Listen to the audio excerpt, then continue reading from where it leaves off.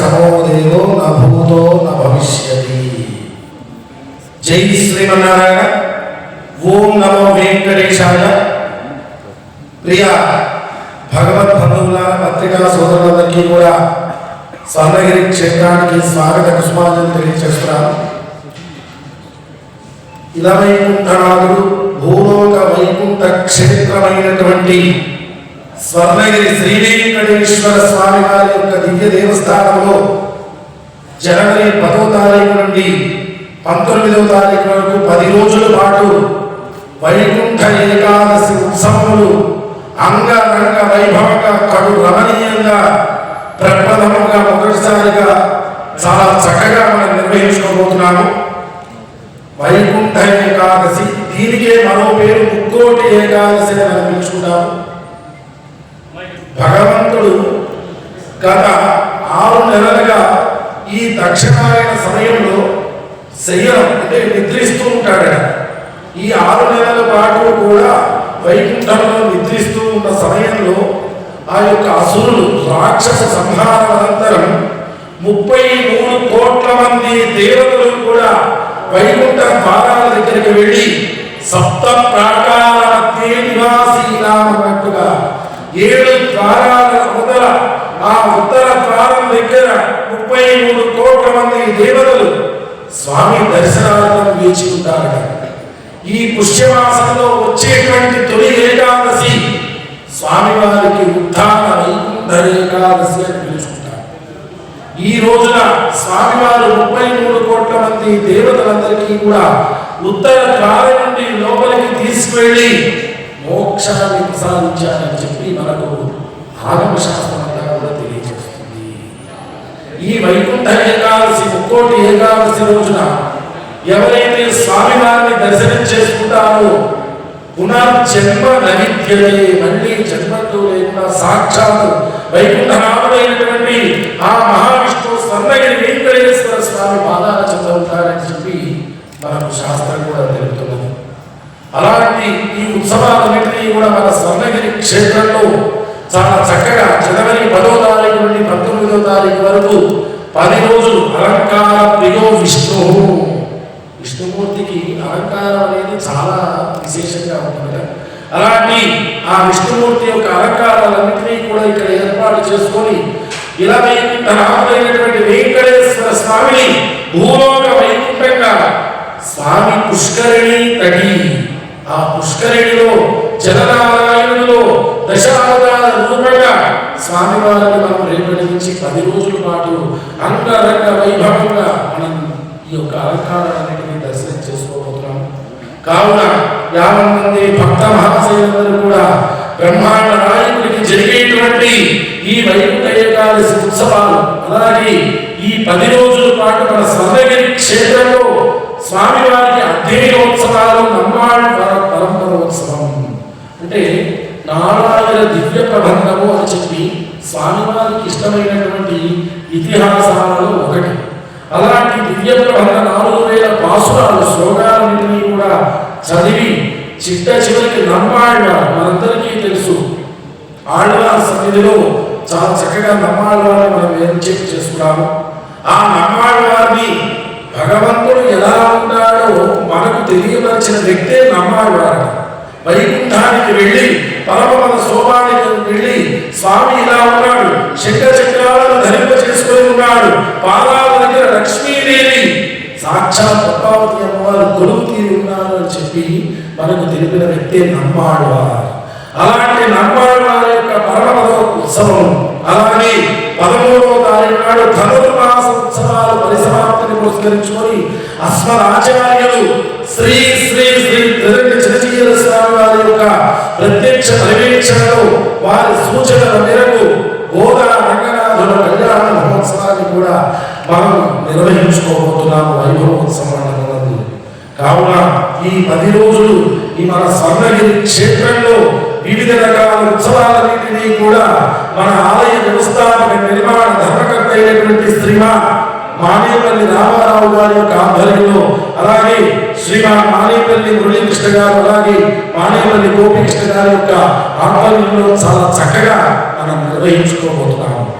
అలాంటి ఈ ఉత్సవాలన్నిటికీ కూడా భగవత్ బంధువులు ప్రతి ఒక్కళ్ళు కూడా ఇచ్చేసి స్వామికి జరిగేటువంటి రేపటి ప్రాతకాలం నుంచి జరిగేటువంటి ఆరాధనలు, అభిషేకాలు ఇత్యాది కైంకర్యాలలో పాల్గొని ఆ స్వామివారి యొక్క దివ్య దర్శనము చేసుకొని ఉత్తర ద్వారం నుండి లోపలికి విచ్చేసి ఎవరైతే దర్శనం చేసుకుంటారో వారిని ఆ యొక్క స్వామి ఎల్లవేళలా చల్లగా కాపాడుతారని మనకు శాస్త్రం కూడా తెలుపుతుంది.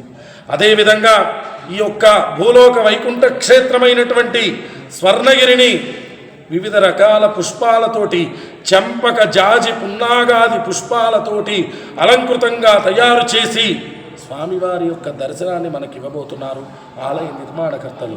కాబట్టి ప్రతి ఒక్కరికి పేరు పేరున ఇదే ఆహ్వానంగా తెలియచేస్తున్నాం. అందరూ కూడా వైకుంఠ క్షేత్రమైనటువంటి స్వర్ణగిరికి విచ్చేసి స్వామివారికి జరిగేటువంటి ఉత్సవాలలో పాల్గొని ఆ స్వర్ణగిరి శ్రీనివాసుడు యొక్క పరిపూర్ణ అనుగ్రహానికి పాత్రలు కావాలని తెలుపుతున్నాం. జై శ్రీమన్నారాయణ, జై జై శ్రీమన్నారాయణ. స్వర్ణగిరి క్షేత్ర దర్శనం మహాపాపనాశనం. గోవింద. ఇప్పుడు మన వ్యవస్థ మీడియా మిత్రులందరికీ ధన్యవాదాలు. ప్రత్యేక ఆహ్వానము. అఖిలాండ కోటి బ్రహ్మాండ నాయకుడు వెంకటేశ్వర స్వామి వైభవ మండపంలో మనం ఈరోజు స్వామి వైకుంఠ ఏకాదశి విషయాన్ని మీకు విన్నపించే అవకాశం ఇచ్చారు. చాలా సంతోషము. జనవరి 10వ తారీఖు నుంచి జనవరి 19వ తారీఖు వరకు ఈ 10 రోజులు కూడా ముక్కోటి ఏకాదశి స్వామిని మనము ఉత్తర ద్వారం నుంచి దర్శనం చేసుకోవడానికి మనందరికీ కూడా అవకాశం ఉంటుందండి. సో ప్రథమంగా 1వ తారీఖు నుంచి అంటే 10 రోజుల ముందు నుంచి శ్రీ శ్రీ శ్రీ చిన్న జీవర్ స్వామి గారి యొక్క మంగళాశాసనాలతోటి వాళ్ళ సూచనలతోటి దేవస్థానంలో ప్రత్యేక పూజలు, ప్రత్యేక ఉత్సవం రిలేటెడ్ ముందు ప్రీ వర్కింగ్ అంతా కూడా స్టార్ట్ అయిందండి. లాస్ట్ 6 డేస్ నుంచి కూడా వైకుంఠ ద్వారాలు, మోక్ష ద్వారం తెచ్చుకునే విధంగా ఏదైతే ముందు జరగాల్సిన పూజలు అన్నీ కూడా, ఉత్సవాలన్నీ కూడా దేవాలయంలో నిర్వహిస్తున్నాము. 10వ తారీఖు నాడు ఉదయం 3:30 నుంచి 4:30 ప్రాంతాన స్వామిని ఫస్ట్ పల్లకి సేవలో ఉత్తర ద్వారం నుంచి లోపలికి తీసుకురావడం జరుగుతుంది దేవాలయానికి. దాని తర్వాత భక్తులకి దర్శనం ఇవ్వడం జరుగుతుంది. సో అందరూ కూడా ముక్కోటి ఏకాదశికి స్వామిని దర్శించి ఆ స్వామి యొక్క కృపకి పాత్రలు కావాలనేది మనవి. సో ఈ వైకుంఠ ఏకాదశిని పురస్కరించుకొని లాస్ట్ 1 మంత్ నుంచి ప్రత్యేక ఏర్పాట్లు దేవాలయంలో చేయడం జరుగుతుంది. మీరందరూ కూడా ఇప్పుడు చూస్తుంటారు. విశేషంగా 10 డేస్ నుంచి కూడా అలంకరణ, స్వామికి అలంకరణ ప్రియుడు. వైకుంఠము ఎలా ఉంటుందో మనం వెళ్ళి ఎప్పుడు ఎవరెక్కడ వెళ్ళి చూడలేరు. ఆ వైకుంఠాన్ని మనము విజువలైజ్ చేసుకుంటూ వైకుంఠం ఎలా ఉంటుంది అన్నట్టుగా ఒక వైకుంఠ వాతావరణాన్ని మొత్తం క్రియేట్ చేయడం జరుగుతుంది దేవాలయంలో. సో ఆ రోజు ఆ స్వామిని ప్రత్యేకమైన అలంకరణతోటి, ప్రత్యేకమైన విశేష అలంకరణతోటి ఆ రోజు దర్శించుకునే భాగ్యం మనకు అందరికీ ఉంటుంది. ఎల్లప్పుడూ మేము స్వామిని సేవించుకునే భాగ్యం ఇవ్వయ్యా అని మాత్రమే మనం కోరుకున్నాము. ఆయన సేవలో ఆయన సేవించుకునే భాగ్యాన్ని మనందరికీ ప్రసాదించాడు. ముఖ్యంగా ఆ బాధ్యత తీసుకున్న మేము చాలా హ్యాపీ ఫీల్ అవుతున్నాము. తప్పకుండా ఆ స్వామి చివరి వరకు కూడా స్వామి సేవలో ఉంటాము. ఆ స్వామిని సేవించుకునే ప్రతి ఒక్క అవకాశాన్ని బెస్ట్గా నిర్వహిస్తాము అన్న ఒక ఆలోచనతో ఈ కార్యాన్ని ముందుకు తీసుకెళ్తున్నాము. ఈ టోటల్ ప్రాసెస్లో ముఖ్యంగా భక్తులు రద్దీ విపరీతంగా ఉంటుంది కాబట్టి దానికి సంబంధించి చాలా జాగ్రత్తలు, చాలా చర్యలు, చాలా ప్లాన్ ఆఫ్ యాక్షన్, SOPs అన్నీ కూడా క్రియేట్ చేయడం జరిగింది. ఒక 500 నుంచి 1000 మంది వాలంటీర్స్, హ్యూజ్ పోలీస్ సపోర్ట్ తోటి అన్ని సిస్టమ్స్ అన్నీ కూడా, ఆపరేషన్స్ అన్నీ కూడా కరెక్ట్గా నిర్వహించే విధంలో అందరూ వాలంటీర్స్ పనిచేస్తున్నారు. సో ప్రత్యేకమైన క్యూ లైన్స్ చాలా డిస్టెన్స్ నుంచి ఏర్పాటు చేయడం జరిగింది. సో దట్ భక్తులకి ఒక దగ్గర రద్దీ ఉండదు, ఒక దగ్గర ఇబ్బంది ఉండకూడదని చెప్పేసి ప్రతి క్యూ లైన్లో కూడా మంచినీళ్ళ ఫెసిలిటీ మల్టిపుల్ ప్లేసెస్లో ఏర్పాటు చేయడం జరిగింది. ఫస్ట్ ఎయిడ్ పర్పస్ని ఉద్దేశించుకొని అంబులెన్స్లు డిఫరెంట్ హాస్పిటల్స్ తోటి కోఆర్డినేషన్ అయ్యి ప్రత్యేకంగా డాక్టర్స్, అంబులెన్స్ ఇక్కడ ఏర్పాటు చేయడం జరిగింది. ఫైర్ డిపార్ట్మెంట్ తోటి కోఆపరేషన్ తోటి వాళ్ళ ఫైర్ వెహికల్ కూడా ఇక్కడ ఏర్పాటు చేయడం జరిగింది. పోలీస్ వాళ్ళ కోఆపరేషన్ తోటి సుమారుగా 50 పైబడి 100 పోలీసుల వరకు ఇక్కడ వాళ్ళ సర్వీసెస్ని తీసుకునే ప్రాసెస్ని ముందుకు తీసుకెళ్ళడం జరిగింది దేవాలయం. ఇదే విధంగా అన్నప్రసాదము ఆ రోజు ఖచ్చితంగా ఎంతమంది మనకి మధ్యాహ్నం అన్నప్రసాదం టైంలో ఉంటే 10,000 పైకి అన్నప్రసాదానికి ఏర్పాట్లు చేయడం జరిగింది. అదేవిధంగా ఆ రోజు ఆల్మోస్ట్ విచ్చేసే ప్రతి భక్తుడికి అందజేసే విధంగా స్వామివారి మహాప్రసాద్ని తయారు చేయడం జరిగింది. ఈ విధంగా ఒక 16 నుంచి 32 ఐటమ్స్ వరకు స్పెషల్గా ఈ పర్టికులర్ డేస్కి రెగ్యులర్ డేస్ కన్నా విశేషంగా మోర్ కన్వీనియన్స్గా సేవలు అందించే క్రమంలో అన్ని కూడా దేవస్థానము ఇవన్నీ కూడా బాధ్యతలు తీసుకొని ముందుకెళ్తున్నాము. సో మీ సభాపూర్వకంగా నేను తెలియజేయడం ఏంటనగా అందరూ కూడా స్వామిని సేవించుకునే అవకాశం ఉంది కాబట్టి ఈ స్పెషల్ డేస్లో అందరూ కూడా స్వామిని సేవించుకొని ఆయన కృపకి పాత్రలు కావాలనేది మనవి. జై శ్రీమన్నారాయణ. తమ్ముడు గారిని ఒక్కసారి అనగానే అందరూ మనసులో వచ్చేసి మాకు అవకాశం ఉంటే ఎంతో బాగుంటుంది, స్వామివారి దర్శనం చేసుకుంటే ఎంతో అదృష్టం అనుకుంటారు. సో ఈసారి స్వర్ణగిరి దేవాలయంలో ఈ వైకుంఠ ఏకాదశి మొదటి వైకుంఠ ఏకాదశి సో 10 రోజుల పాటుగా వైకుంఠ ద్వారం తెరిచి ఉంటుంది భక్తుల కోసం. జనవరి 10 నుంచి జనవరి 19వ తారీఖు వరకు ఈ అవకాశం ఉంటుందని వైకుంఠ ద్వారం ద్వారా స్వామివారిని దర్శించుకునేది. సో ముఖ్యంగా ఏర్పాట్లకు వస్తే దేవాలయంలో రద్దీ పెరిగినా కొద్ది ఏర్పాట్లు అనేది పెంచాల్సిందే. రద్దీ ఎలా వస్తుందని దాన్ని ముందే గుర్తించి దాని తగ్గట్టుగా ఏర్పాట్లు చేయడం చాలా ఇంపార్టెంట్. అదేవిధంగా స్వర్ణగిరి దేవాలయం నుంచి ఒక చక్కటి టీం వర్క్ అనేది వర్కింగ్ అవుట్ చేస్తున్నామండి. మొదటిగా రహదారి నుంచి దేవాలయం లోపలికి వచ్చే మార్గంలో పార్కింగ్ విషయంలో సో రెగ్యులర్గా కాకుండా ఈసారి 4 డిఫరెంట్ జోన్స్లో పార్కింగ్ ప్రొవిజన్ ఇవ్వడం జరుగుతుందండి. అంటే భక్తులు వచ్చిన వాళ్ళకు పార్కింగ్ ఇబ్బంది లేకుండా వాళ్ళు ఏ దర్శనానికి వస్తున్నారో ఆ విధమైన నియర్ పార్కింగ్ పెట్టుకొని రావడానికి ఒక చక్కటి అవకాశం. అండ్ ముఖ్యంగా క్యూ లైన్స్ భక్తులు ఎంత వచ్చినా ఆర్గనైజ్డ్గా ఉంటే పద్ధతి ఎటువంటి తొక్కిసలాగా లేకుండా చక్కగా జరగాలి కార్యక్రమం. సో దానికి కాబట్టి మోర్ ఆర్గనైజ్డ్గా సిస్టమ్ని ఏర్పాటు చేస్తున్నాము. సో దేవాలయానికి సంబంధించిన దాంట్లో సౌత్ వైపు నుంచి ఎంట్రీ తీసుకొని ముందు వైపు రావడము, అదేవిధంగా నార్త్ నుంచి డిఫరెంట్ ఎంట్రీ ఒకటి పెట్టడము, ఈస్ట్ వైపు నుంచి ఒక ఎంట్రీ పెట్టడము, క్యూ లైన్స్ ఇవన్నీ కూడా వైకుంఠ మార్కెట్కి కనెక్ట్ అవుతాయి. కానీ వచ్చే దానిలని డిఫరెంట్ ప్లేసెస్ నుంచి పెడుతున్నాము.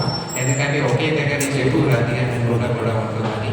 అదేవిధంగా వచ్చిన భక్తులకు ఎక్కువసేపు దర్శన సమయం పట్టిన మధ్యలో మంచినీళ్ళు కానివ్వండి, మజ్జిగ కానివ్వండి, లైక్ బిస్కెట్స్ కానీ. సో ఓవరాల్గా దాదాపు 150,000 మంది ప్రజలకు వచ్చే విధమైన ఎక్స్పెక్టేషన్ ఉందండి మొదటి రోజు. ఈ 10 రోజుల్లో దాదాపు 10 లక్షల పైన మంది స్వామివారి దర్శనం చేసుకునే అవకాశం ఉంది. అండ్ ఆ రోజు ఉదయం 3 గంటలకి స్వామివారిని ఉత్తర ద్వారం నుంచి లోపలికి తీసుకురావడం జరుగుతుంది. దాని తర్వాత నివేదన కార్యక్రమం, వివిధ రకాల పూజలు ఉంటాయి. సుమారు 4:30 నుంచి 5 గంటల ప్రాంతం నుంచి స్వామివారి దర్శనాలు ప్రారంభమవుతాయి. అండ్ మీ ద్వారా భక్తులకు కోరేది కూడా ఒకటే అండి, వచ్చే భక్తులకు ఆన్లైన్ సదుపాయం కూడా ఉంది టైం స్లాట్లో. సో వాళ్ళ కంఫర్ట్గా ఇబ్బంది లేకుండా వాళ్ళకు కావాల్సిన టైం స్లాట్లో వాళ్ళు బుక్ చేసుకొని, అంటే టైం స్లాట్ ద్వారా వెళ్తే చాలా పద్ధతిగా ఒక కంఫర్ట్గా కార్యక్రమాన్ని ముందుకు తీసుకెళ్ళవచ్చు.